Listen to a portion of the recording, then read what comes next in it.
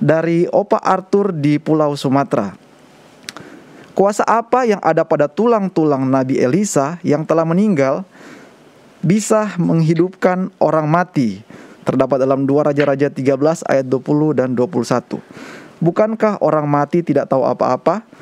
Sesuai dengan Pengkhotbah 9 ayat yang kelima. Saya bacakan pendeta 2 Raja-Raja 13 ayat 20 dan 21. 2 Raja 13, 20, 21. Sesudah itu matilah Elisa, lalu ia dikuburkan.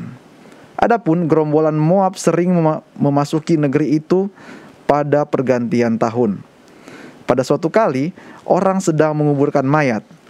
Ketika mereka melihat gerombolan datang, dicampakkan merekalah mayat itu ke dalam kubur Elisa lalu pergi. Dan demi mayat itu kena kepada tulang-tulang Elisa, maka hiduplah ia kembali dan bangun berdiri. Demikian Pak Pendeta. Terima kasih untuk pertanyaan ini. Dalam 2 Raja-Raja pasal 13, mulai ayat 14 sampai ayat yang ke-21, ini menceritakan tentang keajaiban-keajaiban atau hal-hal yang terjadi sebelum kematian Elisa. Kematian Elisa disebutkan di dalam ayat yang ke-20, sesudah itu matilah Elisa lalu ia dikuburkan. Matilah Elisa dan ia dikuburkan. Elisa adalah seorang nabi yang dalam kehidupannya banyak sekali mujizat-mujizat yang terjadi. Banyak sekali mujizat-mujizat yang dilakukan Tuhan melalui Elisa. Bahkan kalau baca dari ayat 14, sebelum kematiannya sekalipun, dia masih sempat memberikan suatu nubuatan yang sungguh luar biasa tentang keadaan orang Israel, siapa yang akan mereka lawan, apakah kira-kira mereka akan menang, lalu sampai berapa lama mereka akan hidup dalam keamanan atau kenyamanan, dan lain sebagainya. Dan itu semua terjadi seperti yang disampaikan. Ya, bahkan pada waktu dikatakan ayat yang ke-17 contohnya, Elisa berkata, bukalah jendela yang di sebelah timur, lalu kemudian dibukanyalah, berkatalah Elisa, panahlah, lalu dipanahnya. Kemudian berkatalah Elisa, itulah anak panah kemenangan. Jadi semua kata-katanya adalah simbol kuasa Tuhan dan kemenangan yang Tuhan akan berikan. Ayat yang ke-18, sesudah itu berkatalah ia, ambillah anak-anak panah itu. Lalu diambilnya, setelah diambilnya berkatalah Elisa kepada Raja Israel, pukulkanlah itu ke tanah. Lalu dia pukul 3 kali. Ya. Kemudian setelah dia pukul 3 kali anak panah itu ke bawah, Elisa berkata kepadanya dalam ayat 19, gusarlah abdi Allah itu, Elisa, kepadanya serta berkata, seharusnya engkau memukul 5 atau 6 kali. Dengan berbuat demikian, engkau akan memukul Aram sampai habis lenyap. Tetapi sekarang hanya 3 kali saja engkau akan memukul Aram. Berapa kali dia pukul melambangkan berapa kali dia akan mengalahkan Aram. Kerajaan Aram yang suka menyerang orang Israel. Elisa katakan, seharusnya kau pukul 5 kali atau 6 kali biar tuntas kekalahan mereka. Jadi masih ada kuasa yang sungguh luar biasa yang Tuhan berikan kepada Elisa pada saat itu sebelum ia mati. Lalu di dalam ayat yang ke-20, sesudah itu matilah Elisa, lalu ia dikuburkan. Kehidupan Elisa adalah kehidupan yang merupakan demonstrasi kuasa Allah, bukan kuasa Elisa. Nanti kita akan buktikan beberapa ayat bahwa semua yang ia lakukan itu adalah bukan karena kuasanya, tetapi kuasa Allah. Itu pada waktu dia hidup loh. Pada waktu dia hidup saja, apa yang dilakukan, mujizat yang terjadi melalui apa yang dia ucapkan atau ia lakukan, itu pun mujizat itu terjadi oleh karena kuasa Allah pada saat dia hidup. Kita baca satu contoh ya. Dalam 2 Raja-Raja, pasal yang kedua, ayat yang ke-14. Setelah Elia naik ke sorga, pada waktu mereka menyeberang sungai Yordan, waktu masih Elia dengan Elisa berjalan, Elia memukulkan jubahnya kepada sungai Yordan terbelah.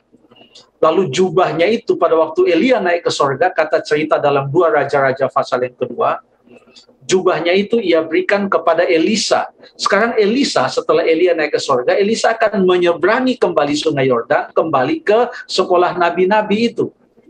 Nah, pada waktu dia mau menyeberang, inilah yang ada dalam 2 Raja-Raja 2 ayat yang ke-14. Oh, saya belum buka, sorry. 2 Raja-Raja pasal yang kedua, ayat 14. Ia mengambil jubah Elia yang telah terjatuh itu, dipukulkannya ke atas air itu sambil berseru, "Di manakah Tuhan Allah Elia?" Ia memukul air itu lalu terbagi ke sebelah sini dan ke sebelah sana, maka menyeberanglah Elisa. Mengapa air itu terbelah dua? Apakah karena kuasa Elisa? Tidak, tapi karena kuasa Tuhan. Makanya dia sebelum memukulkan baju itu atau jubah itu pada sungai Yordan, dia katakan, "Di manakah Tuhan Allah Elia?" Jadi dia bergantung kepada Tuhan untuk semua mujizat yang ia lakukan, bukan dari dia. Karena dia manusia biasa. Itu dalam waktu dia hidup loh.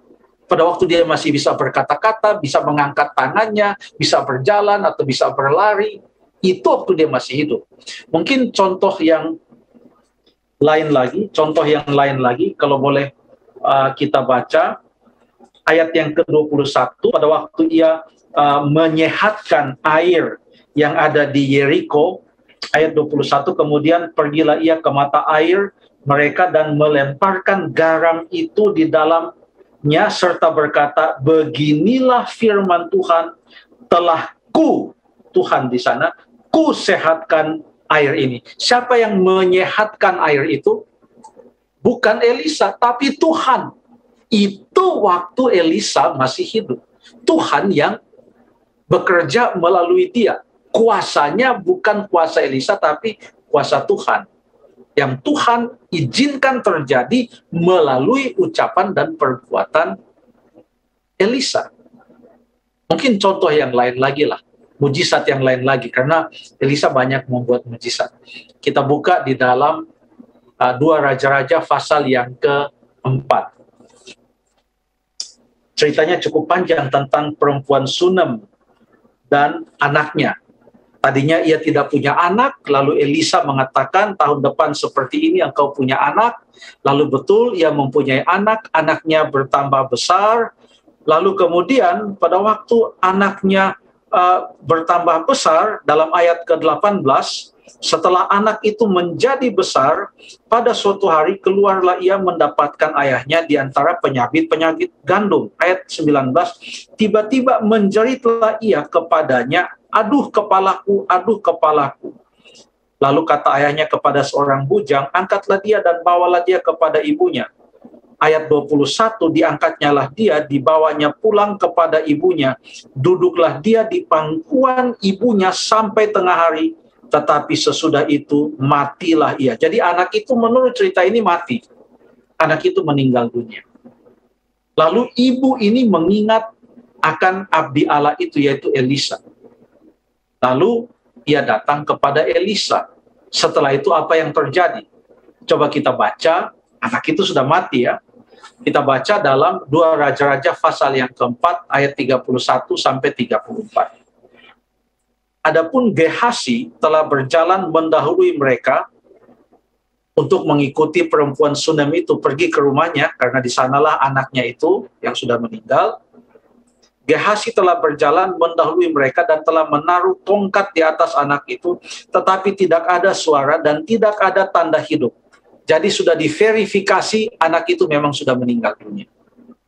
Lalu kembalilah ia menemui Elisa serta memberitahukan kepadanya, katanya, anak itu tidak bangun. Sekarang kita baca di ayat yang ke 32. Dan ketika Elisa masuk ke rumah, ternyata anak itu sudah mati dan terbaring di atas tempat tidurnya. Ayat yang ke-33. Sesudah ia masuk, ditutupnyalah pintu, sehingga ia sendiri dengan anak itu di dalam kamar. Kemudian apa yang ia lakukan dalam ayat 33? Ini sangat jelas. Kemudian berdoalah ia kepada Tuhan. Ayat 34, anak itu kemudian bangun kembali. Artinya kuasanya kuasa siapa? Kalau itu kuasanya Elisa, tidak perlu Elisa berdoa kepada Tuhan. Tapi Tuhan yang mengambil keputusan anak itu akan hidup atau tidak. Bukan Elisa yang menentukan dan mengambil keputusan. Kuasa itu datangnya dari Tuhan. Itu pada waktu Elisa masih hidup. Dia berdoa kepada Tuhan. Semua yang ia lakukan adalah berdasarkan perintah Tuhan. Ya. Berdasarkan perintah Tuhan, itu yang dia lakukan. Jadi, sekarang kembali kepada pertanyaannya. Pertanyaannya mengatakan, di dalam ayat yang ke pasal 13 ayat 20-21, ada orang menggotong jenazah, jenazah itu jatuh, kena tulang belulang dari Elisa, karena Elisa sudah mati, lalu orang itu hidup. Sekarang coba kita ambil kesimpulan sendiri. Pada waktu Elisa masih hidup saja, masih kuat-kuatnya, ia tidak bisa berbuat apa-apa kecuali Tuhan mengizinkan itu terjadi. Kuasa itu datang dari Tuhan. Pertanyaannya, apakah ada kuasa dalam tulang belulang Elisa? Jawabnya tidak ada. Kalau orang yang kena tulang belulang Elisa itu boleh hidup kembali, itu karena Tuhan yang punya kuasa dan Dia yang mengizinkan supaya hidup kembali. Kenapa? Untuk mengingatkan kembali orang Israel tentang peranan seorang nabi pada waktu ia masih hidup. Dan untuk menekankan kembali kepada mereka bahwa semua yang dilakukan oleh Elisa, baik mujizat, ajarannya, pada waktu Elisa masih hidup, itu semua datangnya dari Tuhan. Dan peristiwa ini hanya terjadi satu kali. Kalau kuasa itu ada pada tulang belulang itu, saya percaya pada hari itu orang-orang terus ambil itu tulang belulang Elisa, masing-masing bawa satu ke rumah mereka. Lalu kalau ada apa-apa yang terjadi, mereka tinggal tempelkan atau sentuhkan tulang itu kepada orang yang sakit atau orang yang meninggal dunia. Tapi tidak ada kuasa dalam tulang belulang itu. Yang menyembuhkan, yang membangkitkan adalah Tuhan. Terima kasih.